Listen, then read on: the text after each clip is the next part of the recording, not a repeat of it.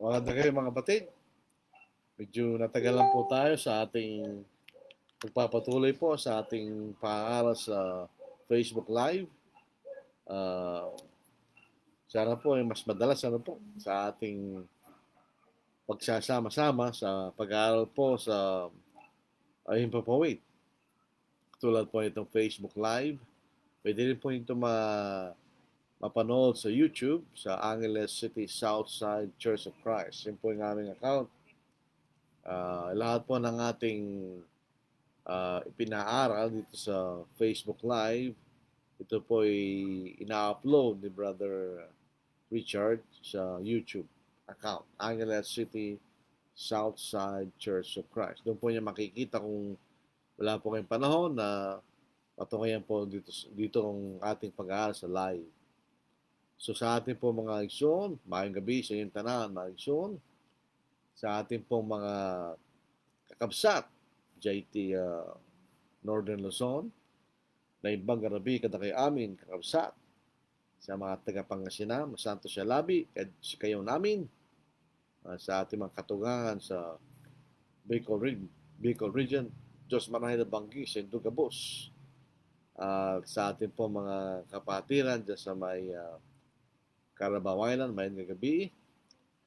Binabati natin ng pamilya si Sister Tereno po, pamilya ni Gian, Sister Gian at si Brother Nardo.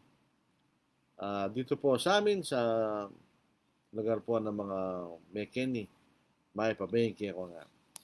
Sa mga taga-ibang bayan, good evening, good morning, good afternoon. Hindi ko alam kung anong oras po sa iba't ibang lugar. So ating pong pag-aaral ngayon na isang review doon po sa isang written debate na ginawa po doon sa group chat na brotherly discussion on church benevolence. Ito actually po ay isang group chat na initiated ng mga kapatid na naniniwala na ang iglesia ay maaaring tumulong sa mga di kapatid na nangangailangan di kapatid. Hindi po natin to group chat actually. Pero initiate po nila yung discussion. Sina Brother Leonito Torreliza at si Brother John Layusang nag-nominate po sa inyong lingkod na mag-represent sa ating panig. Ang ating panig po ay ang ating paniniwala na ang church, the local church, ay maaaring tumulong sa mga kapatid lamang sa larangan po ng pangangailangan of benevolence. Ito po ay ating tinanggap sa layunin na pag-aralan yung issue, ano po. Yung ibang mga nakikipag-debate, hindi iba, marahil iba po ang kailang point of view.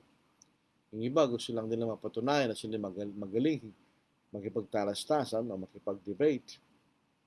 Meaning they are for personal victory. Pero bilang mga Kristiyano, hindi po ganoon dapat ang ating kaisipan. Ang ating kaisipan ay hindi personal victory, kundi victory for the truth. Malaman po natin kung ano yung katotohanan na tinuturo po ng banal na kasulatan. Yun po ang ating layunin na po. So we should be honest. Pag tayo po ay involved sa isang debate, religious debate, na ang layunin po ay malaman natin kung ano yung katotohanan, we should be honest and sincere sa ating ginagawa. Ano po? So yun po ginawa yung abang lingkod sa aking abot na aking makakaya na nagkaroon po ng siyempre nagkaroon ng affirmative yung kabila at nagkaroon tayo ng affirmative. So dito po sa gabing ito ang ating tutungayan ay yung ating affirmative. Basically, sinasabi po ng ating proposition, the church may help needy saints only in the realm of benevolence. So sa Tagalog, sa larangan po ng pagtulong sa mga nangangailangan, ay iglesia ay maaaring tumulong sa mga kapatid lamang. Yun po ang ating proposition na ating pinagsikapang patunayan. Unfortunately, sa hindi ko malamang kadahilanan, yung aking pong katunggali, hindi ko nababakitin ang pangalan niya, hindi po siya naging masigasig sa pagsagot sa ating mga arguments para patunayan na ang iglesia ay maaaring tumulong sa mga kapatid lamang. Hindi siya naging masigasig. Ako po ay sa aking negative, ako ay naging masigasig. Sinagot ko lahat. Yung arguments ng aking katunggali. Dahil siyempre, pumasok ka sa isang usapin na ganito, you have to be responsible. Ano po?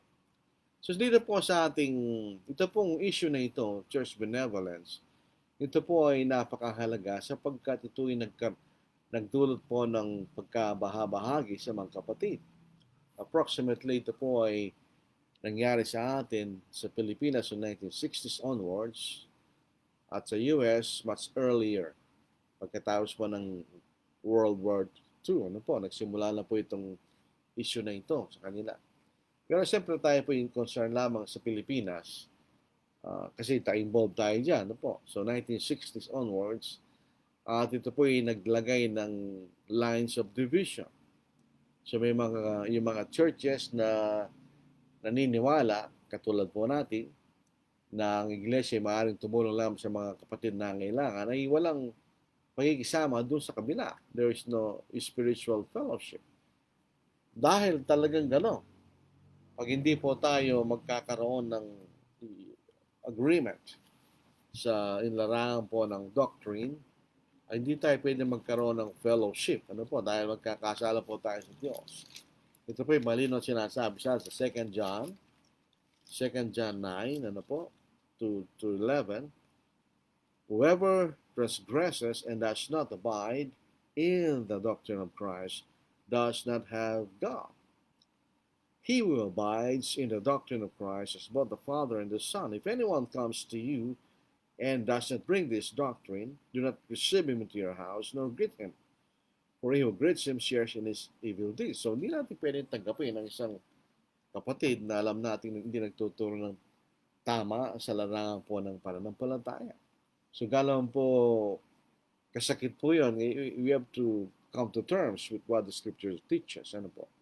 So, pag sinabi po natin balik po tayo sa review, ang ating pong pangkalahatang pagka tayo po ay nakikipag-debate, you have to understand what is the issue. That's the first and foremost. Ano ba talaga yung issue involved? Ito po ay larangan ng pagtulong. Ibig sabihin, may argument sa kabila na tayo raw po hindi tumutulong. That's not true. Hindi yun ang issue. The issue is not about helping. The issue is not about the church helping. The real issue is, who does the church help in the realm of benevolence? Yun ang dapat tulungan ng iglesia sa larangan ng pangangailangan ng mga tao. So ito po yan ang issue doon. That's the real issue. Hindi po yung sinasabing tayo maramot, di tayo tumutulong. That's not true. For instance, marami mga tinatangi lang, they call us antis, meaning anti-benevolence. Hindi totoo yan. Tumutulong naman tayo. Kaya lang, ang issue, sino dapat nating tulungan? Dito po sa review, pag tinabing church, local church po yan. Because the universal church, wala pong gawain yun. So, ito yung local church. Pag sinabi nating tutulong, the realm of benevolence. Ito po yung pangangailangan na hindi na kaya tugunin ng kakayahan ng isang tao. It's beyond his ability to help himself. So, yun po makikita nating tulong. Anong klaseng tulong? Ito po ay kalimbawa sa Biblia, tagutom, karukahan, nagkakaroon po ng pangangailang pisikal, at meron ding pagkakataon ng mga tunay na babaeng bao na ang tinutulungan. So, sinong tinutulungan?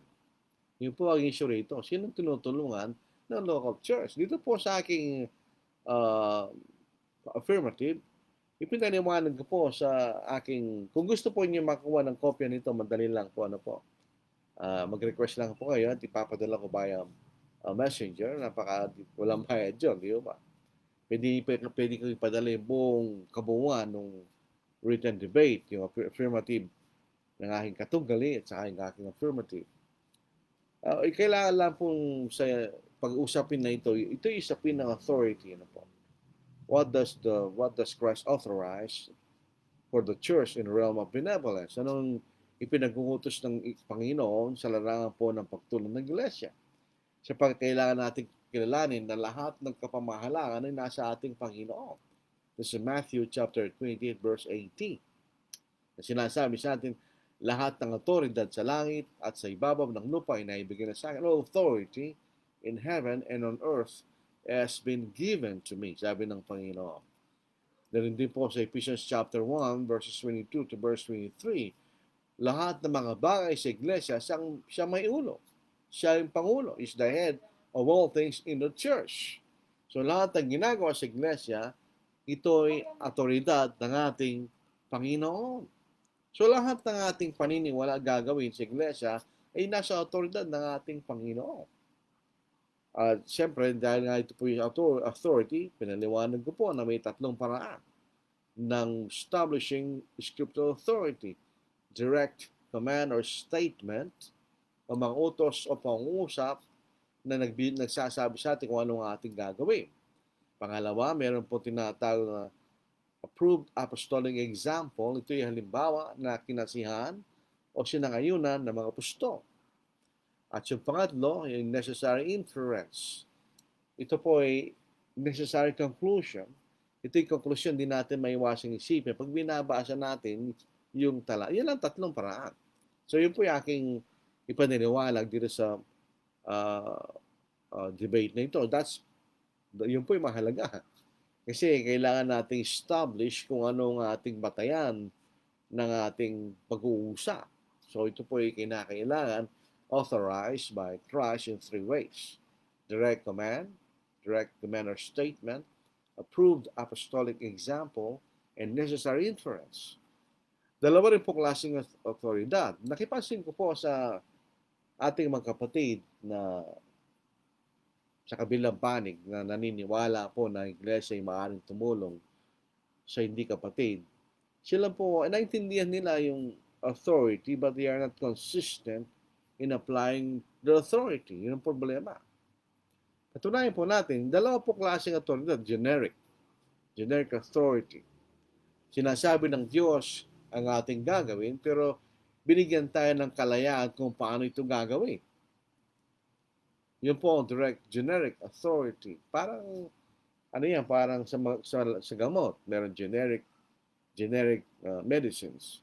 Sinasabi lang yung uri ng gamot, diba? Paracetamol, yun ang generic. So kung paracetamol, bahala ka na kung anong klaseng paracetamol ang ibibilhin. Kung hindi nagbigay ng specific brand yung doktor. Yan po ang generic authority. Sinasabi ng Diyos kung anong ating gagawin, pero hindi sinabi kung paano natin gagawin, at hindi sinabi yung paraan kung paano ito gagawin. For instance, sa Mark 16 verse 15, go into all the world and preach the gospel to every creature. Christ commanded the apostles to go into all the world and preach the gospel. Christ did not specify how they will go. Ano yung paraan ng kanilang paghayag? Di sinabi ng Panginoon. So, bahala yung mga apostol kung lakad sila, kung sila magbabarko, o sila po'y maglalakbay sa pamagitan ng hayop. Hindi sinabi ng Panginoon. That's generic. Sabi niya, preach the gospel. Hindi sinabi ng Panginoon, paano mo ipapangaral? So that's also generic. Kung anong pipiliin na paraan ng pangangaral ng mga apostol, yun po'y nasa kanilang desisyon. That's generic. Pero dito pong isa, specific authority. Pag sinabi ng specific authority, sinabi ng Diyos ang ating gagawin at kung paano gagawin. God provided the details on doing the command, kung paano natin gagawin yung utos. Halimbawa, kay Noah, sa Genesis chapter 6 verse 14 to verse 16, ang sabi, gumawa ka ng isang daong nayari sa kahoy ng gopher, gawa ka ng mga silid sa daong at pahiran mo ito ng alkitran sa lawat labas. Gagawin mo ito sa ganitong paraan, etc. etc. Kung babasahin natin, sinabi ng pa in details. So, ibig sabihin, gopher wood. So, walang ibang pwedeng gamitin si Noah kundi gopher wood because God specified the kind of wood. Pag ang Diyos po ay nag-specify, it includes all the other kinds of that order. Halimbawa, doon sa Genesis 6 verse 14, yung order is wood. God specified gopher, so all other kinds of foods are excluded necessarily. Pag sinabi natin specific authority, dinadala niya ito lamang. Ito lamang. only. Bagamat walang only in gopher, but it means gopher wood only. Na hindi siya pwede gumamit ng iba, di ba? So yun po ang necessary implication ng specific authority. It carries the weight of being only, yung makita natin. Bagamat di nakasulat yun. Pero pag specify, that's the only thing that you can do or you can use, makikita natin. Kapag specific authority, hindi kasama ang iba pang mga uri na may kaugnayan sa pinag-uutos. Sabi nga natin, nangutusan ng Diyos si Noah ng gopher wood. Ay, hindi kasama ibang uri ng kahoy. Pero makita rin po natin sa mga kapatid na nasa kabilang panig, they are confused about finances o pananalapi. They are confused about individual treasury at saka church treasury. Sa kailang kaisipan, kahit na ito individual treasury, pag ito ginawa ng mga kapatid, yun daw po i-church treasury. Hindi po totoo yun. Kapag dito po sa aking paglalahad ng affirmative, in-specify ko na may dalawang klaseng uri ng treasury o kabangyaman o pananalapi. The treasury of the individual Christian at saka yung church treasury. Hindi sila pareho. Totoo po na yung church treasury comes from the individual, pero dapat nating tandaan when the individual gives to the church every Sunday, that becomes the treasury of the church, not the individual. Wala sa control doon. Pag ibinigay ng individual ang pera niya sa church every Sunday, the church controls that money. Hindi na yung individual. Magkaiba na yun.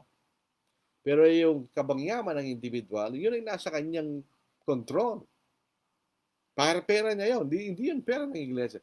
Merong confusion sa gano'n, sa mga kapatid sa kabilang panig. Ngayon, paliwanag natin, yung individual na treasury, o pera ng individual, saan galing yun? Pagtatrabaho ng individual. Kailangan tayo magtrabaho. Kapag Kristiyano ka, hindi ka nagtatrabaho, hindi ka maliligtas.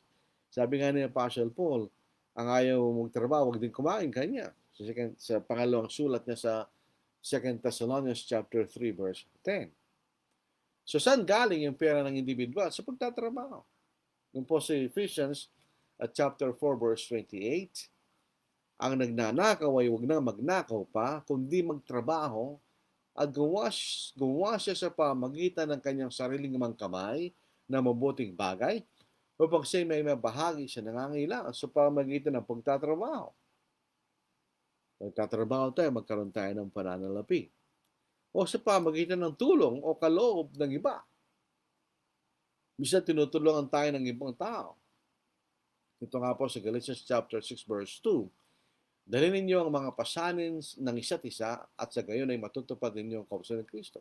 Ito po yung mahalagang ma-differentiate natin, yung individual treasury at saka church treasury. Ang pinag-uusapan rito, hindi pagtulong ng individual. Pag ang tulong galing sa individual, that's individual benevolence. Pag ang pera galing sa church treasury, that's church benevolence. Kaya po mahalagang maipaliwanag. Kaya po dito sa argument, tinaliwanag ko yun. Saan gagamitin yung individual treasury? Sa pangangailangan ng pamilya, 1 Timothy chapter 5 verse 8. Sa pag-ambagan sa iglesia, 1 Corinthians chapter 16 verses 1 to 2. Sa pagbabayad ng buwis, Romans chapter 13 verse 7. O sa pagtulong sa mga nangangailangan. So pwedeng tumulong ang individual sa mga nangangailangan. Pag ang individual ang tumulong sa nangangailangan, ito yung individual benevolence. When the individual, from its own money, helps a needy person, that's individual benevolence. That is not church benevolence. Dito nga po sa Ephesians 4 verse 28, di ba? Ang nagnanakaw ay huwag nang magnakaw pa, kundi magtrabaho at gawa siya sa pamamagitan ng kanyang sariling mga kamay na mabuting bagay upang siya may mabahagi sa nangangailangan, may maitulos sa nangangailangan. The individual treasury, the individual has his control over his own money. The church does not control the money of the individual, brethren. Walang control ang iglesia sa pera ng individual. The individual treasury is individual, belongs to the individual. It doesn't belong to the church. Yun po, makikita natin may confusion yung kapatid sa kabilang panig kung minsan. Dito po sa kaso po ni Ananias, sa Galatians Acts chapter 5, tingnan po niyo tingnan natin yung process. But a certain man named Ananias with Sapphira, his wife, sold a possession, and he kept back part of the proceeds, his wife also being aware of it, and brought a certain part and laid it at the apostles' feet. But Peter said, Ananias, why has Satan filled your heart to lie to the Holy Spirit and keep back part of the price of the land for yourself? While it remained, was it not your own? Tignan nyo sa Tagalog, nang ito hindi pa nabibili, hindi pa yun ay nananatili ngayon, ito'y nasa control ng individual. While it remained, was it not your own? And after it was sold, was it not in your own control? In other words, kung yan ang gustong ibigay ni Ananias at Sapphira sa church, walang problema yun. Masabihin lang nila yung totoo. Ang nagkasalanan ng dalawa ay nagsinungaling sila. Why have you conceived this thing in your heart? You have not lied to man but to God. Ang problema ng mag-asawa, hindi yung binigay nila, kundi nagsinungaling sila. Sabi na ito lang ang benta, so ito lang ang binigay. Yun ang kasalanan nila. Pero ang point of, gusto natin bigyan pansin, it was their control. Yung pera nila, sa kanilang control. Nasa kalayaan nila kung magkaling bibigay nila. Hindi sila kailangan magsinungaling. Yun ang point ni Apostle Paul. So in other words, the treasury or the money of the individual is under the control of the individual, not the church. The money of the individual is different from the church treasury. Magkaiba. Now, the other kind, pinakita ko po sa aking affirmative, the other kind of treasury is the church treasury. Saan galing yun? It comes from the collection every Sunday. 1 Corinthians chapter 16, verses 1 and 2. Yun galing yun. The church cannot be involved in business or profit. The source of funds comes from the weekly collection every Sunday. Yun lang po ang source of fund ng church. Wala nang iba. So, dito po sa 1 Corinthians chapter 16, verses 1 and 2, yung pong sabi ni Apostle Paul. At ating basahin na po. Ito nga. Now concerning the collection for the saints, as I have given orders to the church of Galatia, so you must do also. On the first day of the week, let each one of you lay something aside, storing up as you may prosper, that there be no collections when I come. Yun ang sabi ng Biblia. So yun lang po ang source of funds for the church. Saan gagamitin nyo? Tatlong paraan. Nakita ko rin po ang confusion sa mga kapatid na nasa kabilang panig. They are confused with evangelism and benevolence. Sa kanila, they use benevolence to evangelize. That's confusion. Dahil mapapatunayan natin ito totoo yun. We cannot evangelize people who are already Christians. Pag napatunayan natin ng church benevolence is just for the saints, you cannot use it for evangelism. Pero itong mga kapatid na ito, they use benevolence to evangelize. Meron silang confusion sa aking pagtingin, sa aking katunggali. He is very much confused regarding the difference between evangelism and benevolence. Sa evangelism, ito po yung pangangarang ebanghelyo sa mga taong hindi pa ligtas sa kanilang mga kasalanan para sila maligtas. Yun ang purpose ng evangelism. Pinapangaral natin ng ebanghelyo sapagkat ng kapangyarihan ng Diyos si kaliligtas. Maraming talata doon. Pakalawang gawain po ng iglesia sa pagpapatibay ng mga kapatid. Hindi lamang po yung trabaho ng iglesia ay mangaral at magbautismo, hindi lang yun. Kailangan yung mga nabautismohan ay mapatibay sa kailang pananampalataya. Ito ang tinatawag nating edification o building up of the faith of Christians. Pinalalakas natin yung pananampalataya ng mga Kristiyano. Dito po sa Ephesians 4:11 and 12. Sa verse 12, upang ihanda ang mga banal sa gawain ng paglilingkod sa katitibay ng katawan ni Kristo. Tandaan po natin, hindi lang tayo sumasamba. We are edified, so we'll be prepared for the work of ministry, sabi sa work of service. Tayo po'y tinag para maglingkod sa Diyos at sa ating kapwa. At pangatlo, yung pagtulong sa mga nangangailangang mga kapatid. Church benevolence. Yun po ang ating patutunayan. It's church benevolence. So yung makikita po natin, may pagkakaibang individual benevolence at church benevolence. Pag-compare galing sa individual at siya tumulong, that's individual benevolence. Walang limitasyon ang sinabi ng Biblia kung sino tutulungan ng isang individual. Nasa sa kanya yun. Pero as far as the church is concerned, it is limited to helping needy saints. Now, nagbigay po ako ng 4 na arguments. Number 1, sa 1 Corinthians chapter 16, verses 1 and 2. Ito po, napatunayan ko na yung aking katunggalit, marahil yung mga kasamahan din niya, they do not understand specific authority. Yung specific authority carries the weight of the only thing. Pag sinabing specify, yan lamang, ibig sabihin. Sa 1 Corinthians 16:1 and 2, ulitin natin, now concerning the collection for the saints, as I have given orders to the church of Galatia, so you must do also.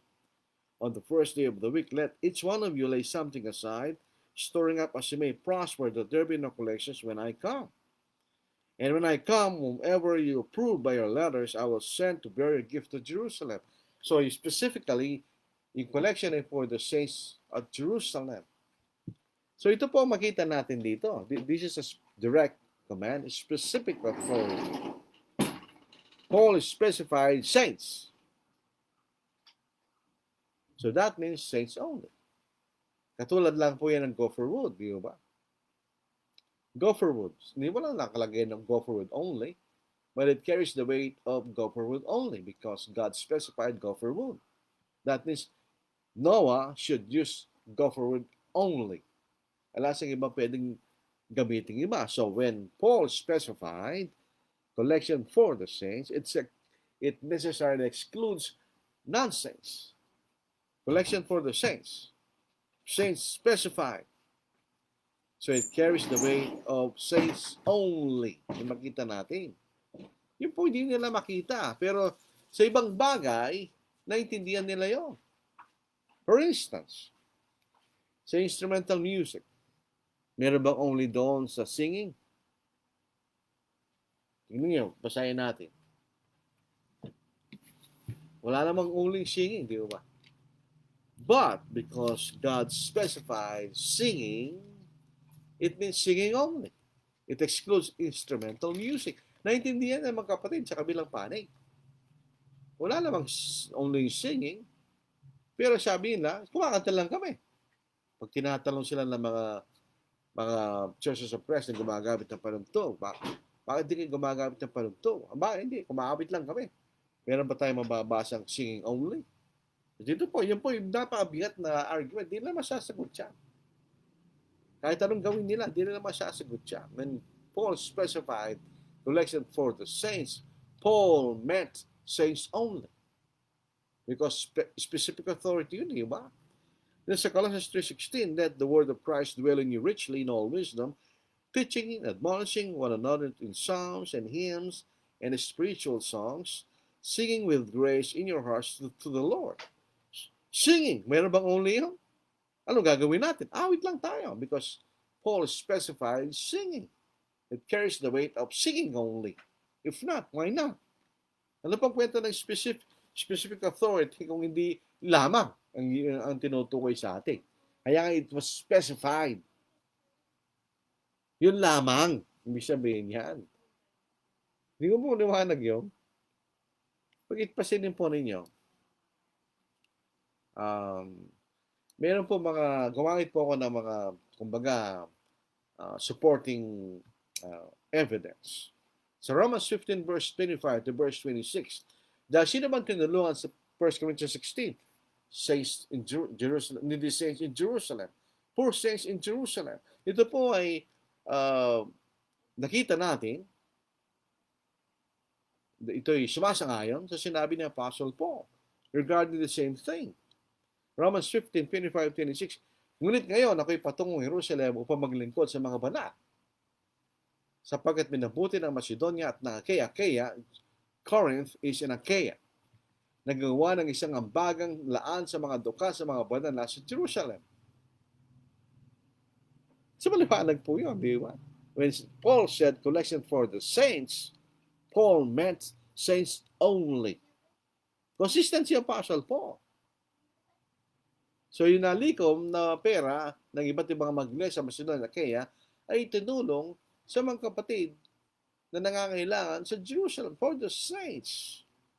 Makikita rin po natin maraming mga sa pangalawang sulat ni Pablo sa 2 Corinthians chapter 8 verse 4. Ito po ay yung mga tulong na ibinigay ng mga taga-Macedonia. Kanino ibinigay? Na nakiusap sa amin sa 2 Corinthians 8 verse 4 na nakikiusap sa amin na matindi tungkol sa biyaya na makibahagi sa paglilingkod sa mga banal. It's very strange for people to think when Paul said collection for the saints, it includes saints, non-saints also. Sa lahat ng mga talata, non-saints is not mentioned. Dito wala sinasabing walang kapatid eh. Ganun din po sa 2 Corinthians chapter 9 verse 1. Ngayon kalabisan na para sa akin na sulatan kayo tungkol sa paglilingkod. Para kanino? Para sa mga banal kanya. The helpers for the saints. Sa 2 Corinthians chapter 9 verse 12, sapagkat ang pangangasiwa sa paglilingkod na ito ay hindi lamang pumupuno sa pangailangan nino ng mga banal. So yun po ay pumuno sa pangailangan ng banal. Subalit hindi lamang yun ang nangyari, kundi umapaw rin sa pamagitan ng maraming pasasalamat sa Diyos. Hindi lamang napuna ng pangailangan ng mga banal na duka sa Jerusalem, ito rin po ay nagdulot ng pag-aapaw ng pasasalamat sa Diyos. So, nakikita po nyo. 1 Corinthians 16 verse 2 specifies that the help was for the saints. That carries the weight that the collection was for the saints only. Kahit walang only, that is necessarily implied by the specific authority. Tingnan nyo. Nakakatawa. Pag itong mga kapatid sa kabilang panig, pupunta sila sa mall at pupunta sa comfort room. Meron bang only men at saka women? O ladies and gentlemen? Wala. So, pwede ba silang pumunta sa siya ng babae? At sabihin nila, wala namang only. E di sinampal ka ng babae doon, baka demanda ka pa. Ba't naintindihan nila yan pagdating dito sa simpleng pangusap sa 1 Corinthians chapter 16 verse 1 and 2, hindi nila naintindihan o ayaw nilang intindihin. Hindi naman natin masasabing hindi nila maunawaan. Dahil makaramihan sa mga kapatid sa kabilang panig, lalo kailang maaral siya pag-aaral pa sila sa mga tinatawag ng Bible schools, Bible college, hindi nila maintindihan yun. Parang hindi ako naniniwala at hindi nila naintindihan yun. Ay baka ayaw nila intindihin. Dito po sa pangalawang argument, lahat ng examples sa New Testament na tumulong ang mga local churches, sila'y tumulong sa mga nangangailangan mga kapatid. Wala tayong mababasa example na yung local church ay tumulong sa mga hindi kapatid na nangangailangan. Pwede nating, ang dami po niya mga kapatid. Siguro tayo lahat, memorize natin lahat ito. Ako nagbigay po ng 8 mga talata. Tingnan na, isa-isayin po natin na po. Yung 8 talatang ginamit ko. Yung unang talata, sa Gawa, chapter 2, verse 44, tapos sa Gawa, chapter 4, verse 32, at mga sumusunod. Ang lahat ng mga mananampalataya ay magkakasama at ang kailang ari-ari ay para sa lahat. Ipinagbili nila ang kailang mga ari-arian at mga kayamanan at ipinamahagi sa lahat. Sinong lahat? Lahat ng mga sumasampalataya ayon sa pangailangan ng bawat isa. So hindi lahat tinulungan. Yung nangangailangan lang. Sa Gawa chapter 4 verse 32 to verse 35, Ang buong bilang ng mga sumasampalataya ay may pagkakay sa puso at kaluluwa. Sino may walang nagsabing sa kanya ang anuman sa kanyang mga ari-arian, kundi lahat ng pag-aari para sa lahat at pinatotohanan ng mga apostol na may dakilang kapangyarihan ng pagkabuhay ng Panginoong Yesus at sumakanilang lahat ang dakilang biyaya. Walang sino mga nag-iihirap sa kanila sapagkat ipinagbili ng lahat ng mayari ang kanilang mga lupa at mga bahay at nila ang pinagbilhan ng mga ito at inilagay nila ang mga ito sa paa ng mga apostol at ipinamahagi sa bawat isa ayon sa kailangan ng sino. So, sino yung tinulungan? Mga kapatid. Ito yung church sa Jerusalem. Tinulungan lang din yung mga nangailangan mga kapatid. Wala bang mga nangailangan di kapatid sa Jerusalem? Meron. Pero tinulungan lang nila yung nangailangan mga kapatid. Dito po sa Galatians chapter 6, ito po yung pagtulong sa mga kapatid na babaeng bao sa Jerusalem. Gawa chapter 6 verses 1 to 4. Yun po. Ganun din po sa Gawa Acts chapter 11, 27 to verse 29. Nagkaroon po ng worldwide famine at ang mga kapatid sa Judea ay tinamaan na matindi. So yung church sa Antioch ay nagpasyang tumulong sa mga kapatid sa Judea. Sayin po natin na mga araw nga ito ay may lumusong sa Antioquia na mga propeta galing sa Jerusalem. Isa sa kailan ng pangalan na Agabo ang tumayo at ipinaalam sa pamagitan ng Espiritu na magkakaroon ng matinding taggutom sa buong sanglibutan. At ito ay nangyari sa kapanahunan ni Claudio. Ang mga alagad ay sa kakayahan ng bawat isa ay nagpasyang magpadala ng tulong kanino? Sa mga kapatid na naninirahan sa Judea. At kailang ginawa ito at ipinadala nila sa matatanda sa pamagitan ng mga kamay ni Bernabe at Saulo. Question. Wala bang nagugutom na di kapatid sa panahon na yun? Sa Judea? Meron. Bakit hindi tinulungan ng mga iglesia? Di ba nagkasad sila kung maaari silang tumulong sa mga di kapatid na nangangailangan tapos hindi sila tumulong? Specific. Ang tinulungan nila ay mga kapatid na naninirahan sa Judea. Kapatid lamang. Dahil specified po yun, di ba? Dito rin po sa Romans chapter 15, 25 to verse 27. Ngunit ngayon ako'y patungong Jerusalem upang maglingkod sa mga banal. Ito po makita natin. Pinipilit nila sa 2 Corinthians chapter 9 verse 30 na yung salitang lahat doon ay sa mga hindi kapatid. Samantalang yung tulong na yon nang galing sa Macedonia at Achaia ay para sa mga taga-Jerusalem.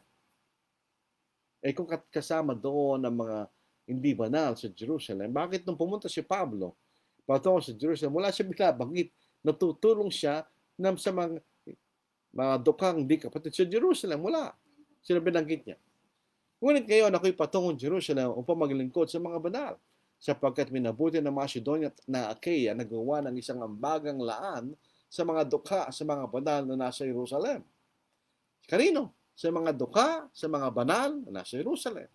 Ito'y kadugod-dugod sa kanila. Sila ay may utang na loob sa kanila sapagkat kung ang mga hentil ay naging makabahagi sa kanilang mga bagay na espiritual, nararapat naman nilang paglingkuran ng mga iyon sa mga bagay na ayon sa laman. Yan ngayon pagtulong ng Macedonia Achaia ay sa mga dukhang mga banal sa Jerusalem. Sa mga dukha na mga banal lamang na sa Jerusalem.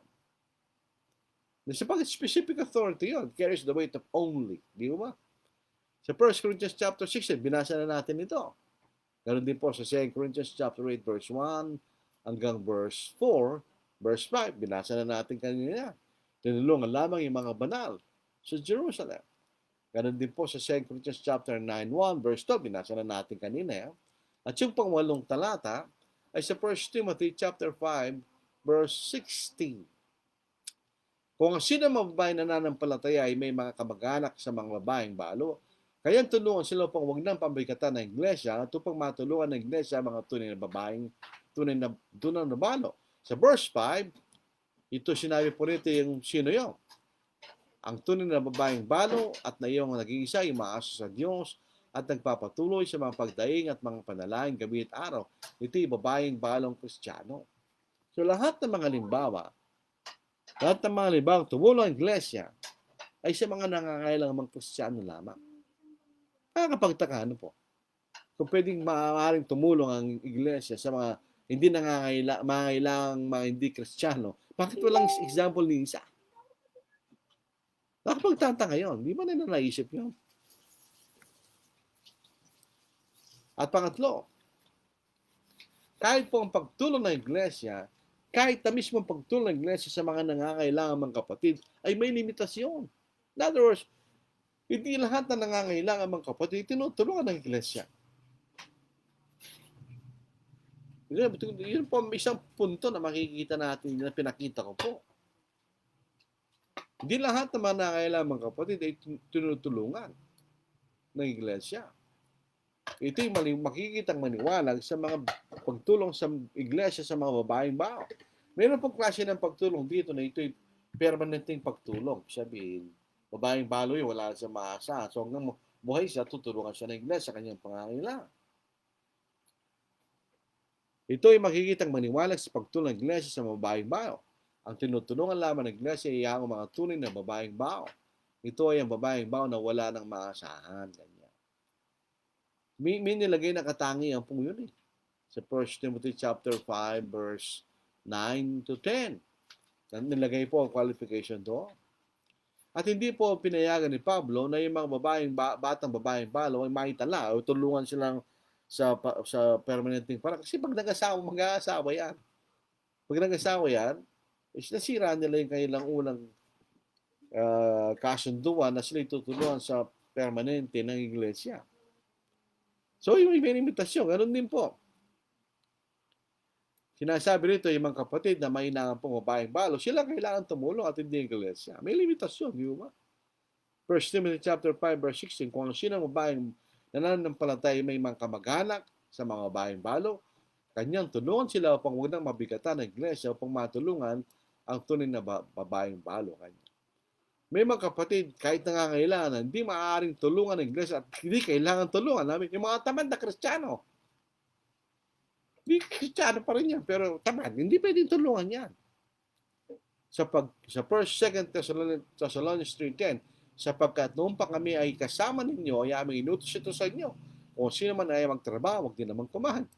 Sino ba? Yung mga Kristiyano hindi tapat. Parang hindi pwedeng tulungan ng iglesia yan. Sa 2 Thessalonians 3:6, ang aming pinag-uutos ngayon sa inyo mga kapatid sa pangalan ng ating Panginoon Kristo na kayo lumayo sa bawat kapatid na namumuhay sa katamaran at hindi yan sa tradisyon na tinanggap nila sa amin. Yung mga kapatid na bulang tagapagturo, hindi maaaring tulungan niya ng iglesia. Romans 16 verse 17. Ngayon sinasama sa inyo mga kapatid na tandaan ninyo mga lumilikha ng pagkababahagi at ng mga katitusuran na laban sa mga aral ninyong natutunan, lumayo kayo sa kanila. Ito po ay isang dapat unawain natin.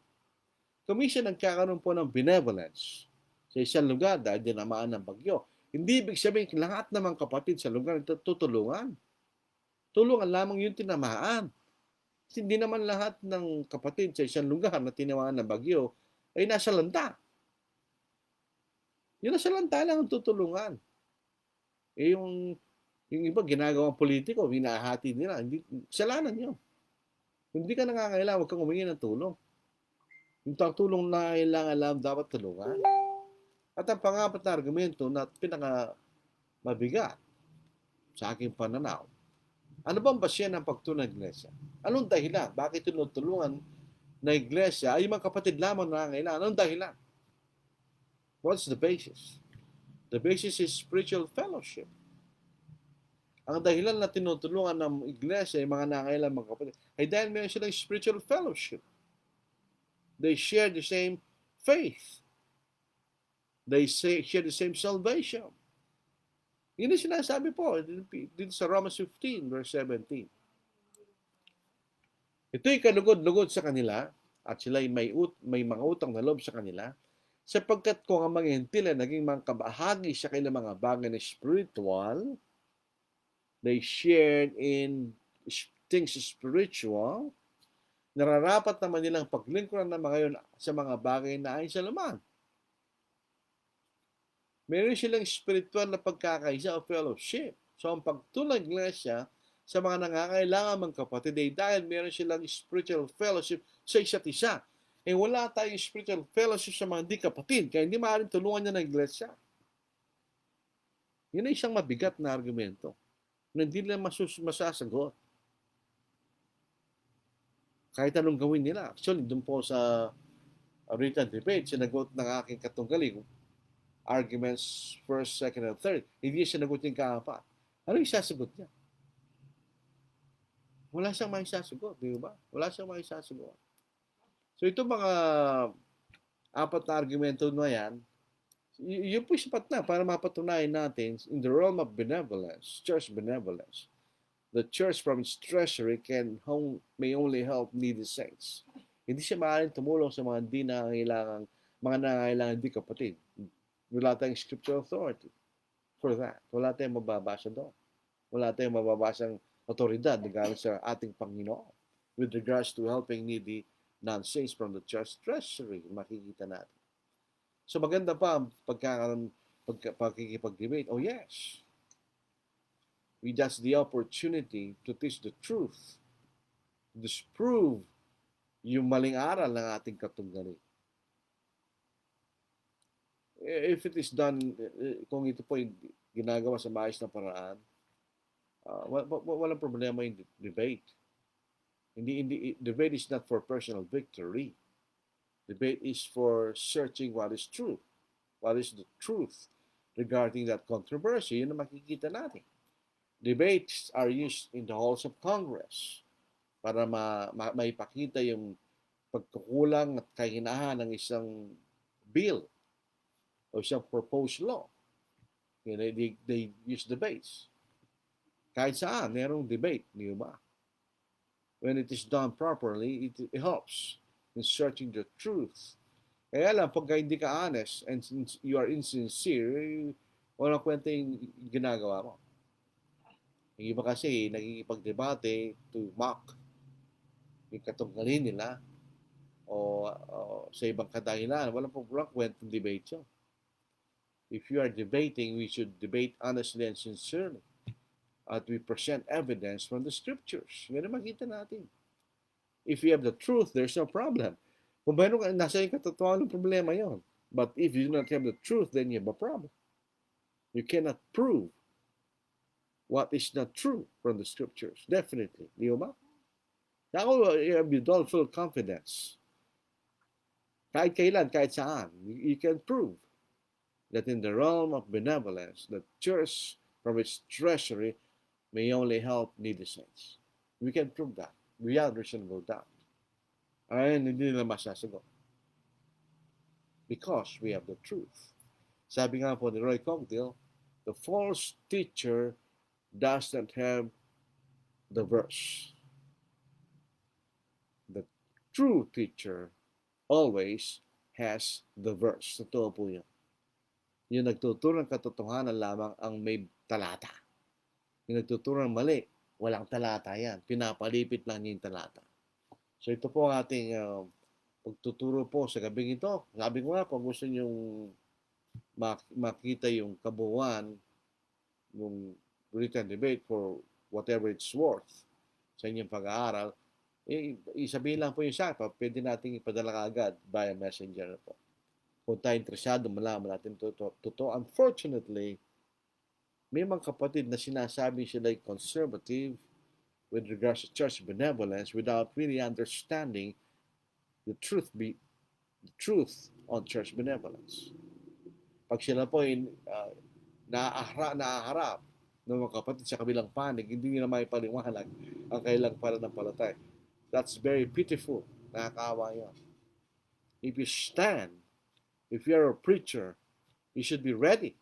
Ay handa na tumindig sa katotohanan. If you are a preacher. If you're not a hireling. Kasi iba naman ang lain nila sa pangangaral, hindi naman para sa katotohanan. Hindi totoo ngayon, totoo noon, totoo sa mga tipan. Hindi tayo naninira. Totoo talaga yan. People have various motives in preaching. But the only motive in preaching is you have the love for the souls of men. for them to be saved by the gospel. Yun lang ang motibo natin. Wala lang iba. So ito po ang ating pag-aaral po sa gabi ito. Maraming salamat sa inyong matyagang pakikinig sa ating paksa po sa gabi ito. Ako po, actually, maraming beses na po akong nakipagtalas-tasan sa Church Benevolence. And I enjoy. Dahil napapatunayan ko palagi na yung ating paniniwala ay totoo. At napapatunayan ko palagi na yung paniniwala ng kabila ay mali. At wala sa banal na kasulatan.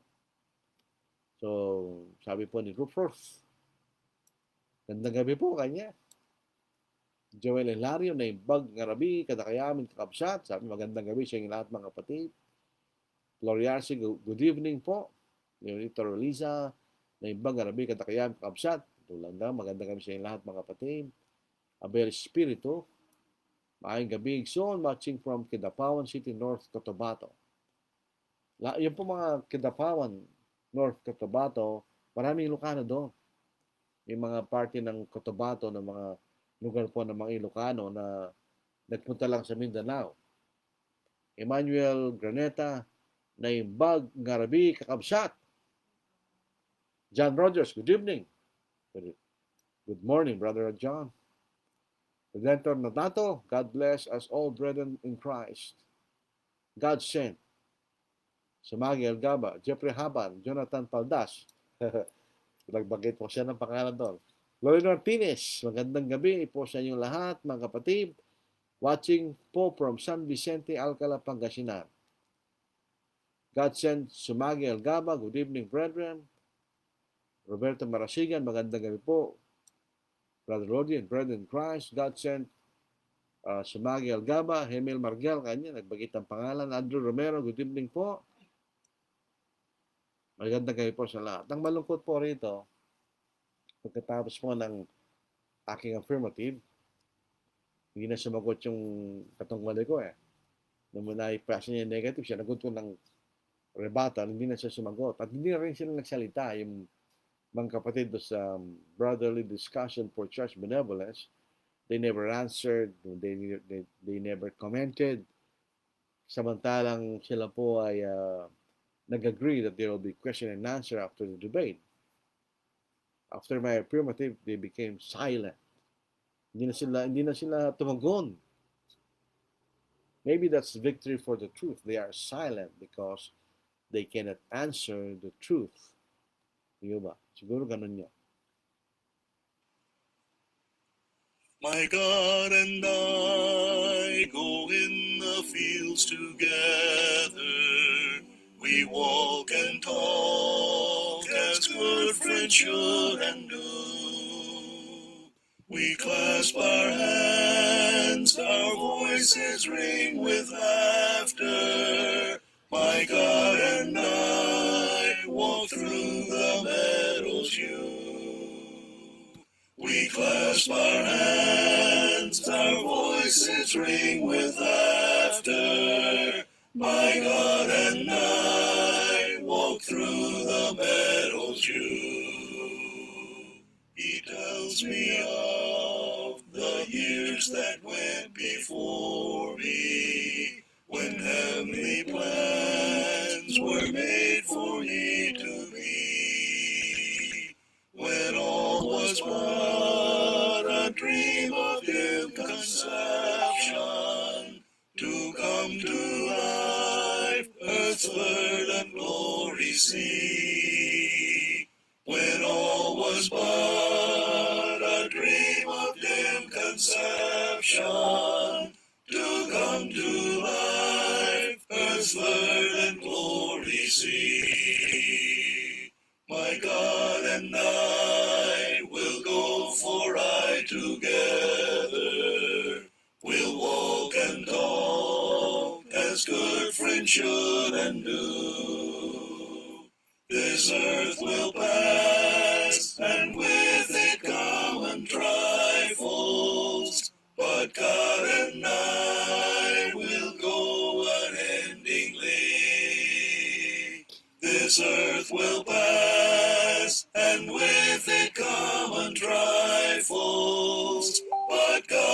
and I will go unendingly.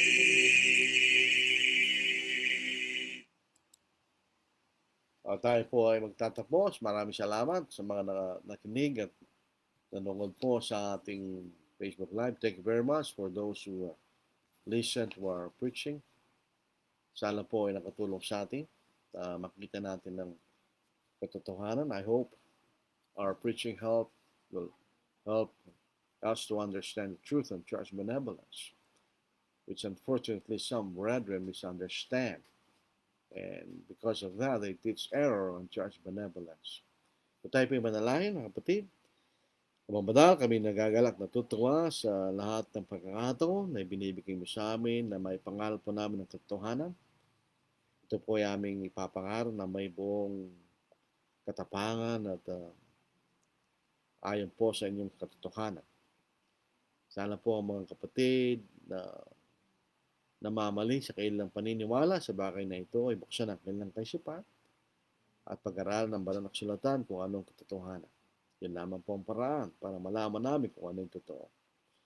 Ama, kami po inyong patnubay sa pamamagitan ng salita at patuwarin po inyo kami sa aming mga pagkakasala. Ang mga bagay na ito ay aming hinihingi sa dakilang pangalan ng Kristo. Amen. Maraming salamat po. Take care and God bless.